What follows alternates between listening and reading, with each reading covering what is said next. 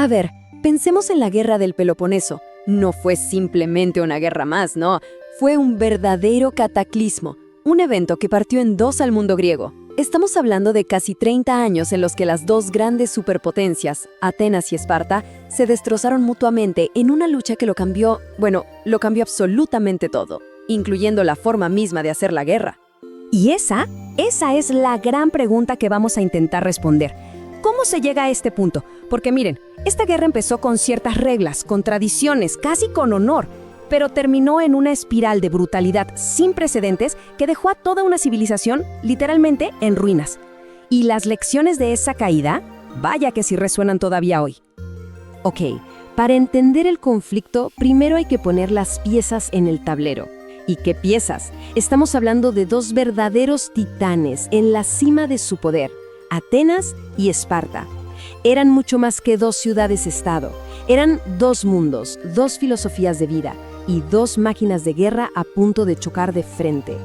Los historiadores tienen una analogía genial para esto. El elefante contra la ballena.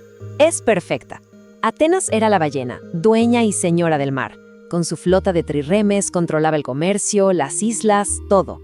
Esparta, por otro lado, era el elefante, imparable, invencible en tierra, con el ejército de hoplitas más temido de toda Grecia.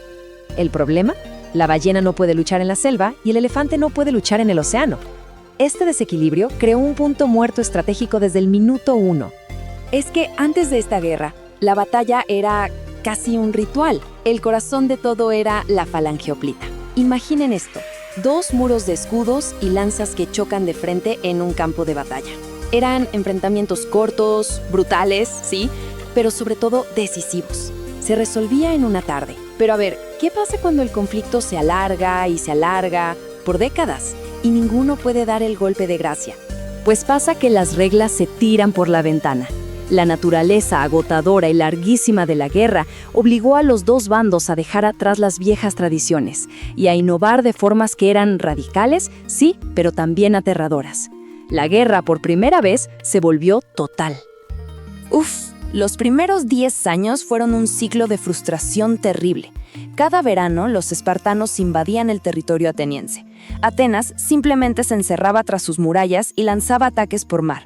Nadie podía ganar. Y para colmo de males, una plaga horrible cayó sobre Atenas, matando a 1/3 de su gente. Eventualmente se firmó una paz, pero era de papel. Todo mundo sabía que era solo una pausa para tomar aire antes del siguiente round.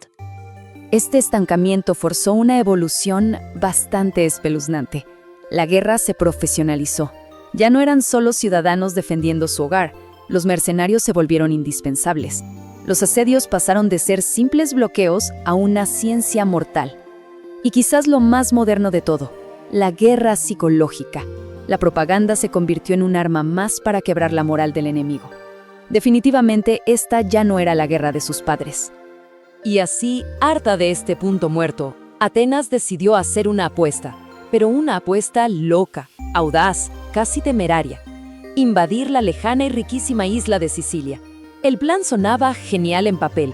Ganar la guerra de un solo golpe, apoderarse de recursos masivos y aplastar a los aliados de Esparta.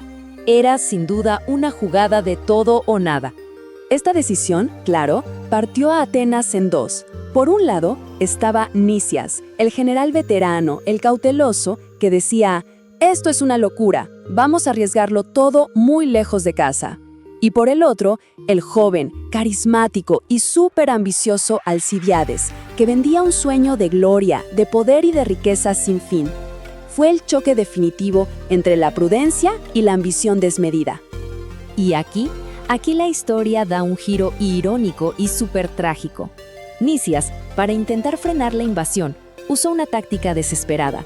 Exageró, a propósito, la cantidad de barcos y soldados que se necesitaban, esperando que la gente se asustara y votara en contra.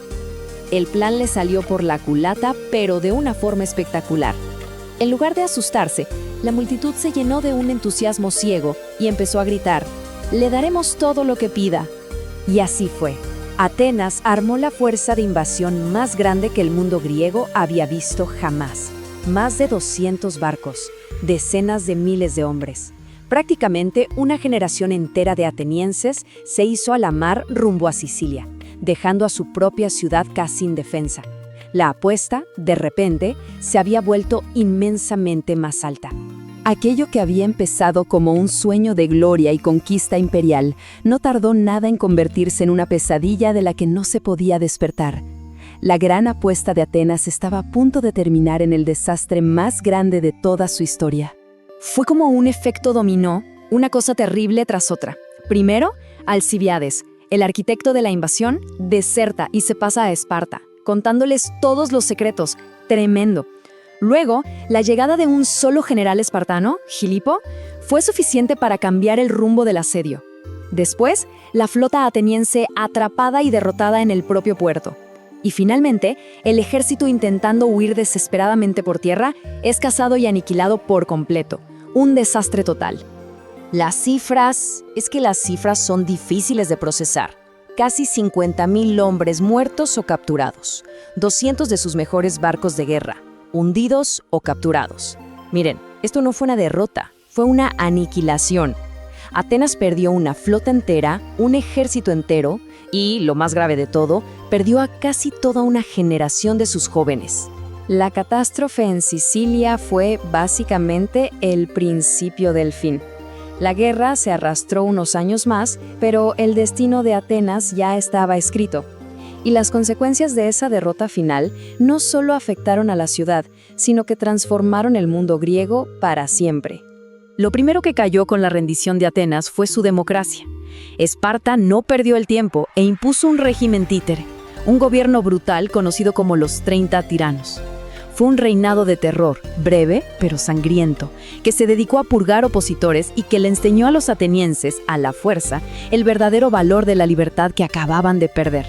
Pero las heridas iban mucho más allá de la política.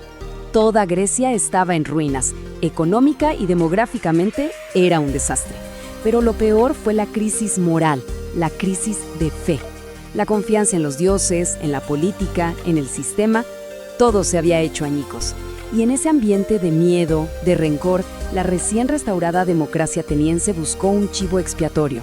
Y lo encontraron en su ciudadano más famoso, el filósofo Sócrates.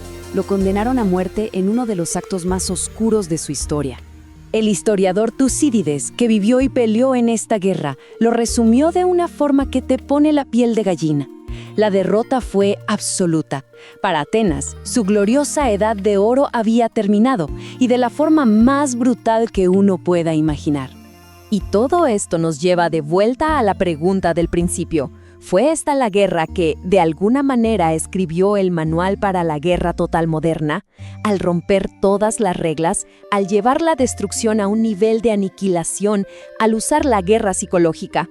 La guerra del Peloponeso nos dejó una lección aterradora que sigue vigente. Cuando las grandes potencias chocan y se olvidan de todos los límites, el camino hacia la autodestrucción es casi inevitable.